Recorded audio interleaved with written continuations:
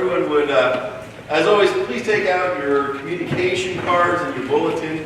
Just take a moment and fill them out. Put them in the offering plate as you go by.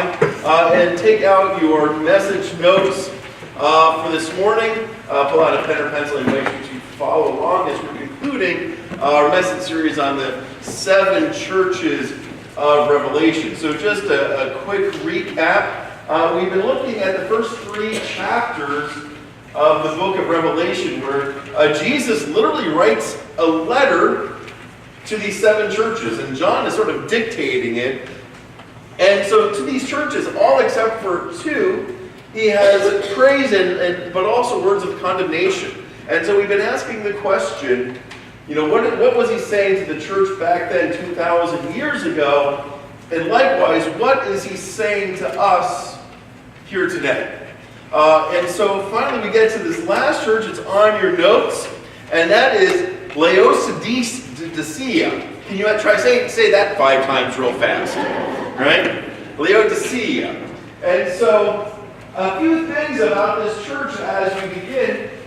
When we start looking at this church today, to really unpack it, to really understand who this church is and what they're about, you need to know the 4 main cornerstones that this church sort of hung on, well, the city hung on, that they were really known for. The first is their wealth. They were sort of the banking capital of Turkey. So all banking sort of went through Laodicea. So it was sort of the place where all the banking was. And because of that, they were very, very, very, very super wealthy. Okay? Super wealthy folks. The second thing they're known for is health. They had a medical university there where they trained doctors. It was sort of the medical hub, the Johns Hopkins, of Turkey. It was where everyone went who needed some medical work. They especially specialized in eyes. So they actually back 2,000 years ago understood glaucoma and actually had a salve that kind of worked to get rid of it to help people see better. So health and eyes were a big part of this city. So health and wealth. The third was wool. They produced their own wool, and it was on a trade route, and so they sold it. So they were known for their wool, especially black wool. I don't know why. Like they're in the hood or something, But if you were especially wealthy, you would wear their black wool because it was very smooth, very expensive, and it was just very soft, like silky soft. And so black wool was the in thing, okay? It was what it was. It was just the thing to do. So black wool. The fourth thing is the only thing that wasn't really good for this city, and that's their water. The city actually rested on a river, but the river was contaminated. For a few years I lived in Ohio, in Cleveland, Ohio, where the river actually caught fire. Okay? This is sort of like back here in Turkey, okay? The water was so bad that they couldn't drink it.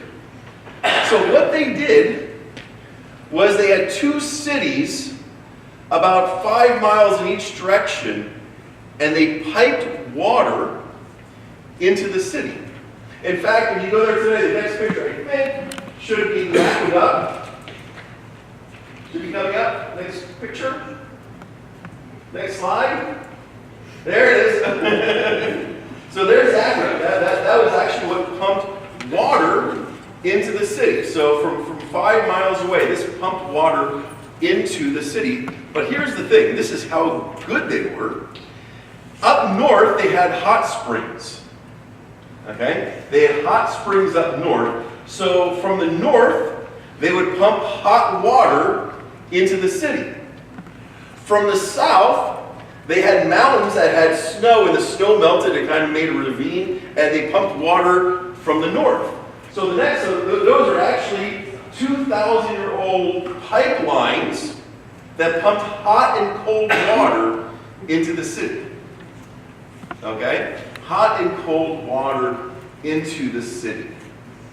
So those were the things that they were known for. Health, wealth, wool, and water. So as we read what Jesus has to say, I want you to sort of connect the dots. And you can see how he's kind of connecting the dots to these four things. So let's pick up Revelation chapter 3, verses 14 to 16. It says, "To the angel of the church of Laodicea write, these are the words of the Amen." That's Jesus. "The faithful and true witness, the ruler of God's creation." Says the same thing he said to the other six. "I know your deeds." Here he goes. "They are that you are neither cold nor hot. I wish you were either one of the other. So because you are lukewarm, neither hot nor cold, I am about to spit you out of my mouth." Wow. Now, their great plumbing system of piping hot and cold water into the city, it did have a drawback. Because their hot water spring was about 5 to 10 miles away, about 7.5 to be exact. By the time the hot water got into Laodicea, guess what? It wasn't hot anymore. It was warm. And their icy cold, brew-filtered Coors Light water being pumped in from the Rockies, by the time it got to the city, it was lukewarm. So no matter which way they went, the water was lukewarm. And we get how bad this is. In the summer, you ever been out going for a walk in the summer, or out doing yard work, cutting the lawn, doing yard work, and you get it and you're so hot and thirsty and you just want something to drink, and you go, and if someone gives you a glass of water, you're like, ah, and you drink it and it's lukewarm. You'd be like, ugh. Who wants this?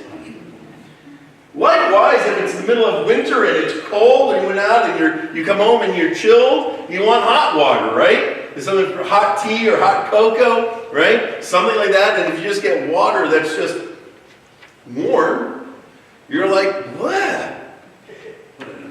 And put it in the microwave. They didn't have the area. So Jesus says,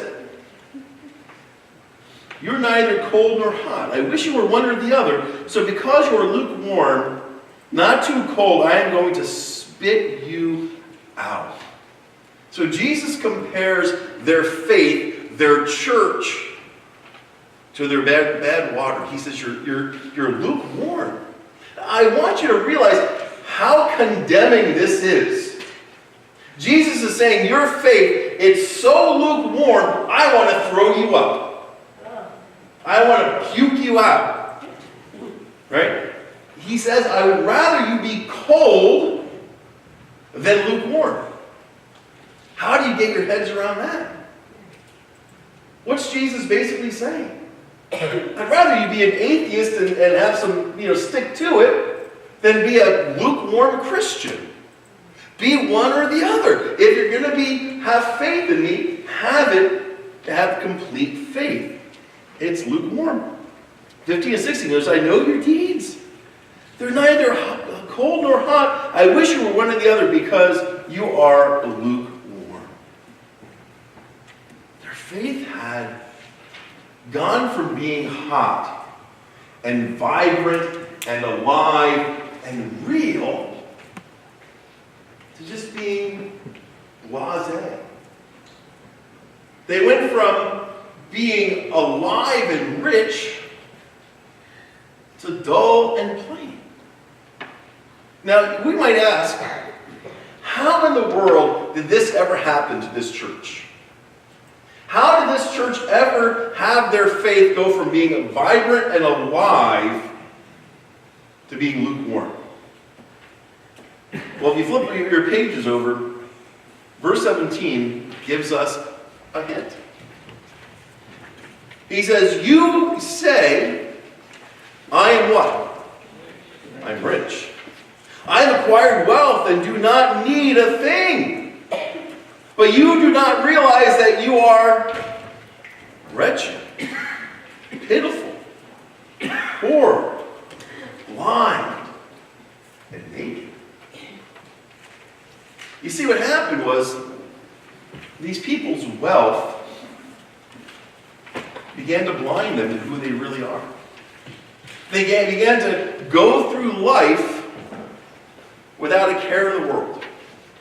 One of our trips to Pasadena, Sandy and I made this little side journey to the Palisades and up through that whole area. It was all these very, very wealthy retired people wearing Hawaiian shirts and orthopedic shoes, and beautiful tans, walking around like they didn't have a care in the world. Now, there's nothing wrong with being wealthy, but there's a warning. Sometimes wealth blinds. Wealth blinds. You see, this church, they began to think, I'm rich. I don't need anything. I can handle everything on my own. In fact, I'll give you an example, a hard case example of how this shows out. In 60 AD, there was an earthquake that leveled this town. Rome comes in and they say, okay, we're going to help you rebuild. And the city says, no, that's okay. We don't want your help. We can handle it ourselves. We've got our own resources to handle this situation. I want you to understand, being wealthy is not a sin.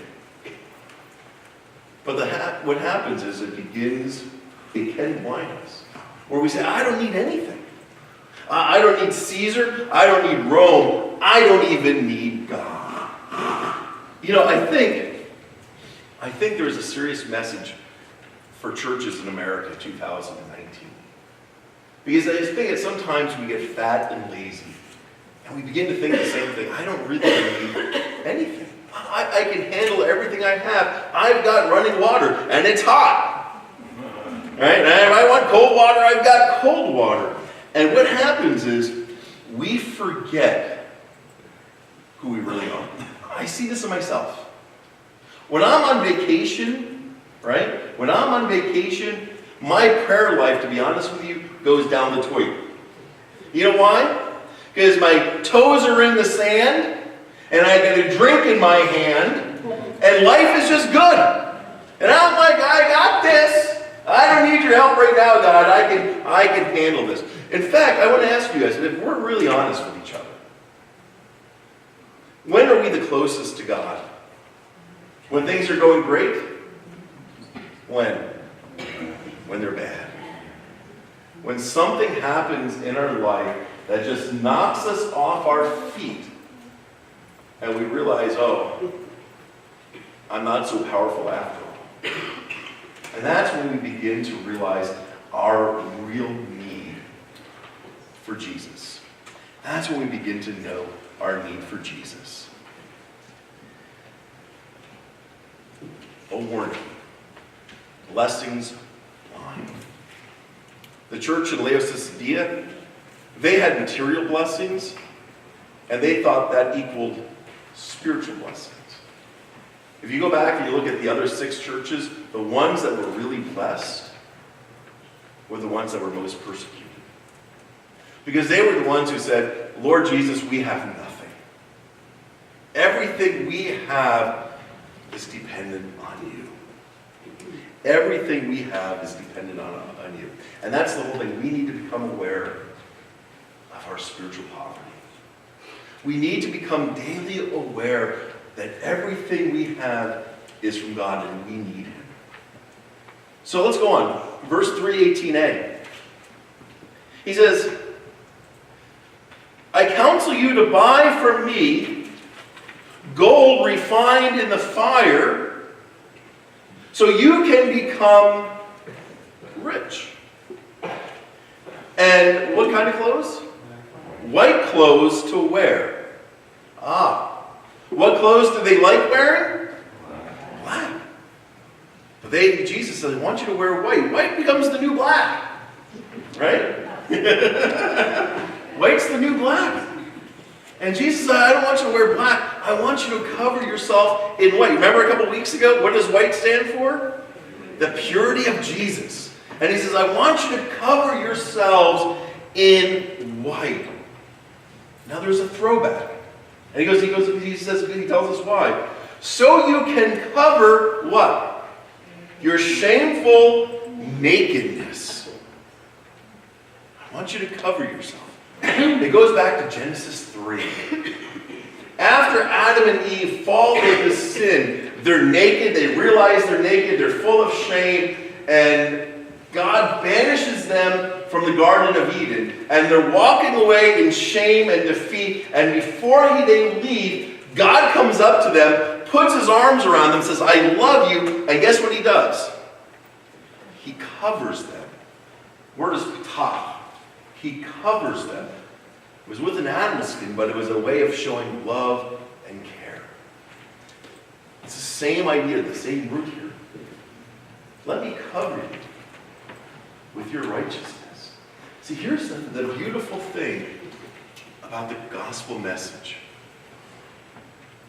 The moment that we recognize our poverty, our spiritual poverty, the moment that we truly realize that we are completely 100% dependent on Jesus Christ, everything changes in a heartbeat. All of a sudden, God not only buries our sin, but he covers us with his perfect righteousness. So Jesus' perfect life is credited to you.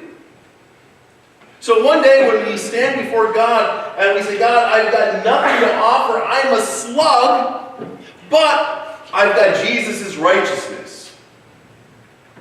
And God says, amen, that's what I see. I see Jesus' perfect life on top of you. What was that song we sang right before the sermon? I make beautiful what? Things out of dust. God makes beautiful things out of you. He covers us. And then he goes on, verse B, the second half of that 3:18. Now, remember their other thing was wealth, and what else? Especially eyes. And salve to put on what? Your eyes, so you can see. And salve to put on your eyes, so you can see. They already thought, we're the epicenter for medical universe. Anyone who has any eye trouble, they come to us. And Jesus says, you're actually blind. You're blind. Let me help you really see things. Kind of interesting. There's a little twist here. Just a little tidbit early. It has nothing to do with my sermon, but I want to share it anyway. Only in John's gospel, who's dictating this, right, does Jesus tell a story about the blind man who's blind from birth. John is the only one who records this. And the guy's blind, and Jesus walks over to these other people, and he comes up to this guy, and he says, I want you to see. And does anyone remember what he does? He spits in the dirt and makes what? Mud, and puts mud on the guy's eye. You think about this. I mean, can the guy be any more blind? Right? I mean, what's the mud going to do? I want you to realize this is just theatrics for Jesus. Right? He's just gaining people seeing what he's doing. He's basically saying, you're so blind, you're even more blind until I heal you. Because what you're about to see isn't physical, is you're going to see who I really am, and you're going to see me in my glory. There's a throwback here. These people who thought they could see were really blinder than bats. He says, I want you to really see. I'm going to put salve on your eyes just as I put mud on the blind man's eye so that you could truly see who you are. And you can really see me. Jesus helps us to see. He helps us to see. And I want you to realize something. It seems like a bummer letter to end with. But the fact of the matter is, this is a love letter. It's a love letter. Seems like there's condemnation in it, but anyone who is a parent, especially anyone who's ever been a parent and had teenagers, you know love shows itself in letting the kids do whatever they want? No. How does love show itself? Through discipline and correction.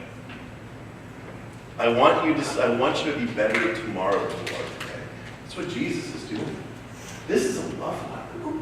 I want you to be better. I want you to see. I want you to have faith that's fiery hot. Why? Because the last couple verses, he says, here I am. I stand at the door and knock. Do you realize how troubling this is? We're at the end of the 7 churches, the end of the 7 letters to the church, and where is Jesus? He's outside. He's locked outside of his own church. He's knocking. Can I come in? Would you let me in? If anyone hears my voice and opens the door, I will come in and eat with that person and they with me. To the one who is victorious, I will give the right to sit with me on my throne, just as I was victorious and sat down with my Father on his throne.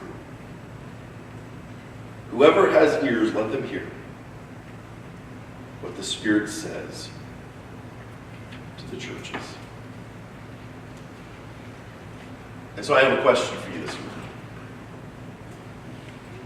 And I don't want you to answer now. I want you to think about it over the next 24 hours. What area or areas of your life is Jesus knocking at the door? What area of your life is Jesus saying, would you let me in? Would you invite me in? I want to be part of that. Too often in our lives, we like to set boundaries with God. God, you're great on Sunday mornings. On the way to church, the way back to church, during prayer, that's awesome. But you know what? There's some times, God, that I just rather you just stay outside. You can knock till your heart's content. I'll let you know when it's okay to enter. And Jesus says, I want to be part of all of it. I want to be inside. What part of your life is Jesus knocking? He's saying, let me in.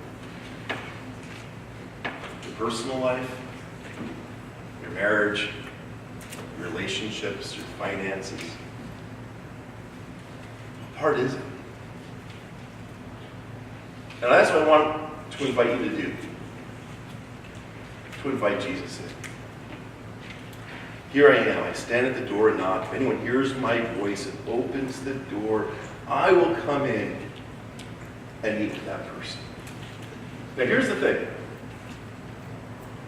I want you to invite Jesus in, but I wanted to tell you what not to do because we do it way too often. We love to invite Jesus in and then tell him what to do. Right? We all have that thing in our life, right? Right? We all have that thing. And what we want to do is we let you invite Jesus in and say, okay, good, you're here, Jesus. I want you to do this thing for this. Right? I'm sick. I want you to heal me here. This person is annoying. I want you to fix them. Okay? This is happening. I want you to do this. Instead of just saying, Jesus, come in. I want everyone to just say that with me. Ready? Jesus, come in. To invite him in. To invite him in and to sit with him and to listen to him. To hear what he has to say. To let him take his salve and put it on our eyes so that we can see. Not just our eyes, but our ears that we can hear. And our hearts us invite Jesus in, so he could put balm on our wounds and heal us, that he might make us beautiful things out of dust. Amen.